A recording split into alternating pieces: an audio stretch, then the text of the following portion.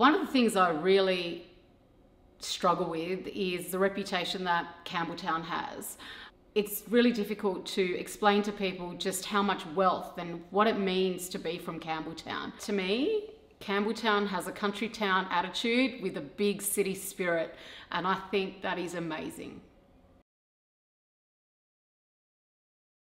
Well, people in Campbelltown know me as one of the girls at the chicken shop. Lucky me. I run a small business in Campbelltown called King's Charcoal Chicken. We're a family-owned business who's been owner-operated for 34 years on the main street of Campbelltown. It feels pretty amazing to have a local chicken shop that people know. I guess one of the most fabulous things that I feel about, you know, being in a small business in Campbelltown, or one of the things that sort of blows me away a bit, is that I'm a first-generation Australian. You know, my dad comes from a small village town. He was a shepherd who used to look after sheep and turn the spit by hand when it came to Easter or big celebrations that they actually had meat to eat. So to sit here today and almost put forward a business that replicates that in an old village style way with modern Australian technology feels amazing. Bring back the Greek in the Australian family, I guess. I was actually quite well embraced as a young Greek in a very white community. When people would come in and I would know who their mum was or know who their dad was and knew that they were doing fabulous things, I'd want to be involved in what they were doing or where they were playing sport or whatever was happening. I guess, you know, in a business like ours, in a community like ours, when you become a part of that, people reach out. You're not just a name on a shirt. So I work with my mum and dad, Desi and Arthur, and my siblings. So there's Nikki, my younger sister, my brother Stav, and my youngest brother Bill. And we have a lovely working relationship. Some days we sound very Greek and we're yelling and screaming at each other, and other days it's love, love, and we get the job done.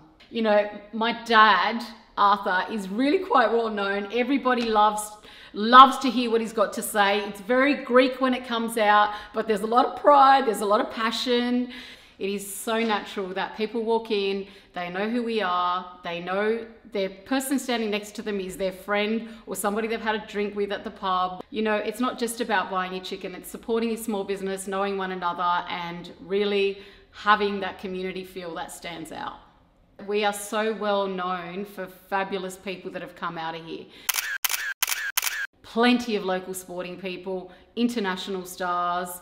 One of my dearest and nearest and person that I really quite hold close to my heart is Mr. Ken Moroney, who we grew up with across the road. And how much better can life get than having the police commissioner across the road? Hello. How are you? Good. How are you? You too. I've known Litsa and her family now for more than 20 years. The whole family. A marvellous addition not only to Woodbine but indeed Campbelltown. She's a very fine representative not only of her family but indeed the business community of Campbelltown itself. But I think the one thing that is hard to convey from a shop is that, you know, from a customer's perspective, people are always saying, oh, we're so glad you're here, you do such a great job, everything's so, you know, we love you guys, we whatever. We wouldn't be the family we are without all of you in our life.